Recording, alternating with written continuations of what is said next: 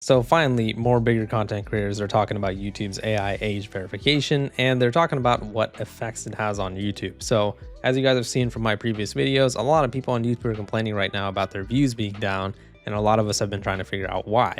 A lot of us have pointed out the restricted mode on YouTube and seen that as something that could be limiting our audiences and stuff. But really, it was more so about the fact that YouTube would have our videos be restricted, but not even tell us why.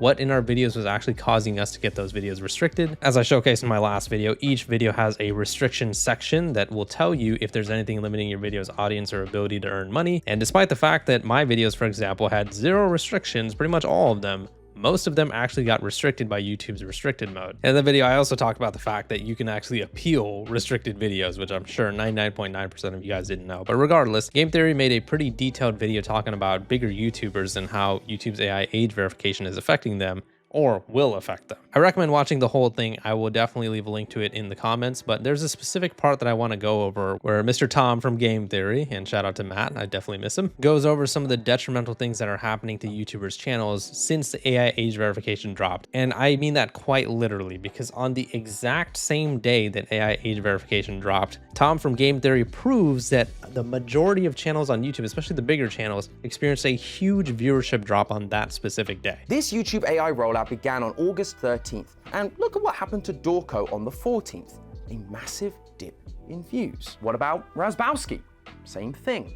Or how about Bijou Mike, Super Horror Bro, Think Noodles, Fusion Z Gamer, The Game Grumps, Markiplier, Moist Critical, Rhett and Link, Joshua Weissman, Dan TDM, Smosh, Alex Myers. Even these channels and thousands more saw a dip in views the day after this went into effect, because our channels are marked as not for kids, meaning anyone, rightly or wrongly marked as under 18, wasn't served our videos. And since then, you can see the changes in the peaks and valleys, with videos maybe initially doing better on release, but then almost immediately dropping back down to similar lows, which is reflecting those long-term or repeat views drying up. Although it's not like being marked as safe for kids is gonna be all that much better. Your views may not be directly affected in the same way. You're still gonna be recommended to any audience, old or young, but the same may not be able to be said about your revenue. Anyone marked as under 18 is having personalized ads turned off. And while the data is hard to find, Matt did a great job at finding some during the Copper video. So yeah, as Tom explains, a bunch of big YouTubers experienced a huge viewership drop on the day after the AI age verification update released, and I don't think it's a coincidence that they were experiencing it on the exact same day. Look at this huge viewership drop that all of these bigger content creators got, and you would think that they would be immune to this type of stuff. I mean, remember, they've got millions of subscribers, millions of viewers, but even them, they experienced that huge viewership drop. And it's just no damn coincidence that this is happening right after the AI age verification thing. It really caused a huge shift in the YouTube algorithm where a bunch of people were started getting marked as under 18. And obviously, if they don't provide their ID, they're not going to be able to view videos that would be marked as unsafe. So again, shout out to Tom from Game Theory and their whole team for doing some great work on this. But as you can see, they would experience these huge peaks on like a few days before or after the whole AI age verification thing. But the day after, they were experiencing these huge lows. And obviously, the most damning piece of information that he gives in this whole investigation is the fact that all of these bigger content creators experienced a huge viewership drop on the exact same day. There's no way that is a coincidence. This feels much more black and white. Either you're safe to be viewed by under 18-year-olds or you're not. And whichever way that falls, that could lead to a loss of revenue. So, as you can see, this whole thing, it's scary for both users and for creators. But the problem is, I'm not really sure what YouTube can do about it. Like I've said, this started because of a government law in the UK, and they don't really offer much in the way of alternatives for robust age verification tools. And if YouTube doesn't play ball, their senior execs could end up facing criminal charges, and they'd end up on the hook for those massive fines. Back in 2024, YouTube made $50.7 billion, and so $5 billion of those dollars could be lost if they're found to not be adhering to this law.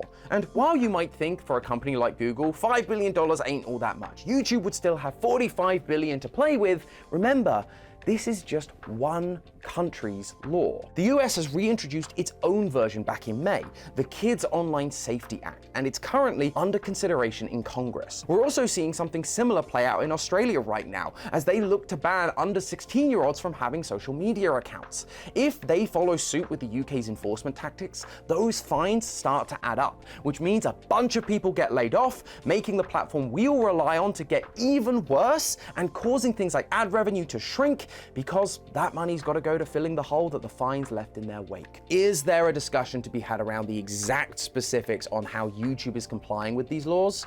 Absolutely.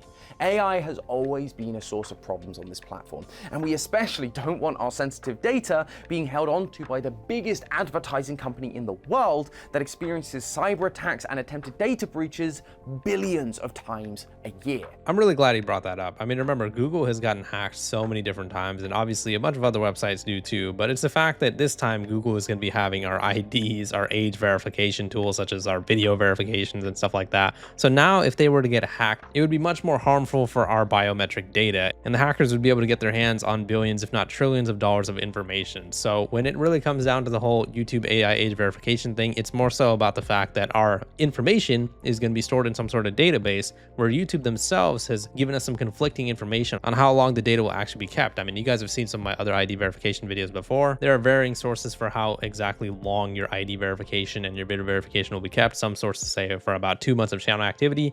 I've seen some say that they'll keep it for up to 2 years. So again, we just have to put some blind faith into YouTube and Google. And remember, they've been caught doing a bunch of shady things themselves as well. I mean, just a few days ago, I made a video about Google getting sued for $425 million for collecting data.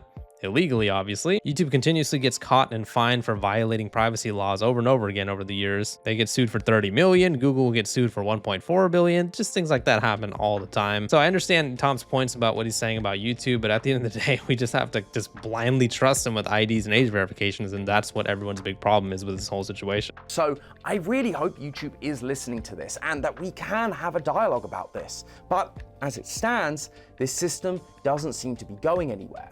And the truth is, I don't really know what any of us, creators or users, can really do about it. You might think a VPN is the answer. Just change your IP address to a country that doesn't require age verification. Clearly, a lot of people thought the same thing, because companies like Proton VPN saw a 1,800% increase in daily signups, and longtime partner of the channel Nord saw a 1,000% increase in purchases on the day the UK's Online Safety Act was introduced. But that may not be a long-term solution either, because that rise in sales for VPN companies has not gone unnoticed, and so governments like that of the UK are quote-unquote looking very closely at VPNs to consider future action. And I'm sure other countries looking at these laws could likely follow suit. The only thing I can suggest we do right now is exactly what we're doing.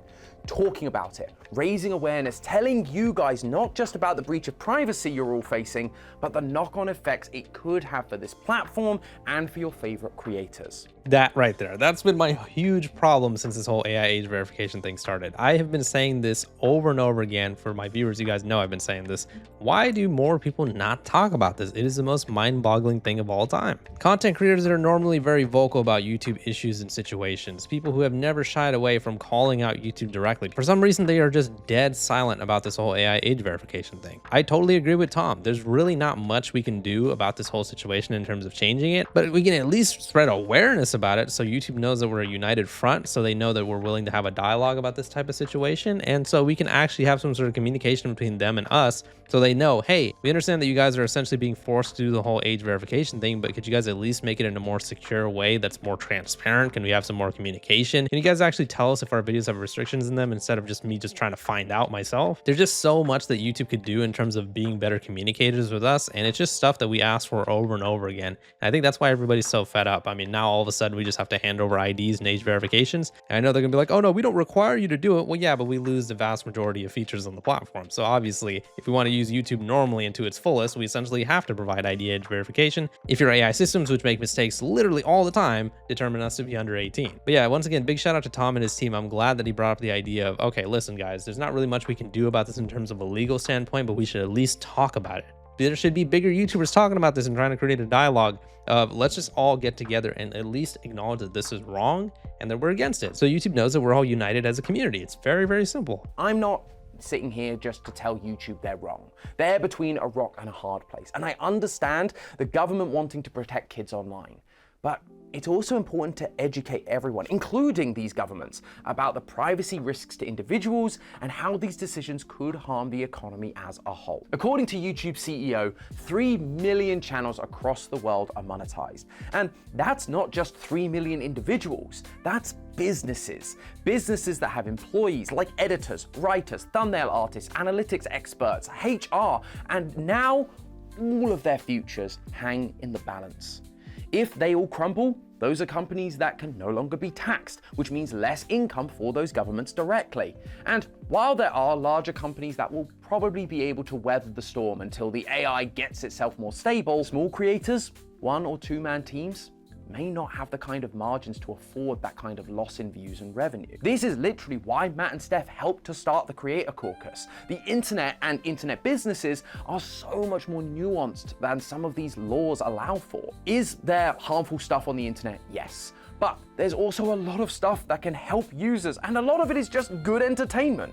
But the lines between those on both the content being made and the people wanting to engage in those aren't black and white.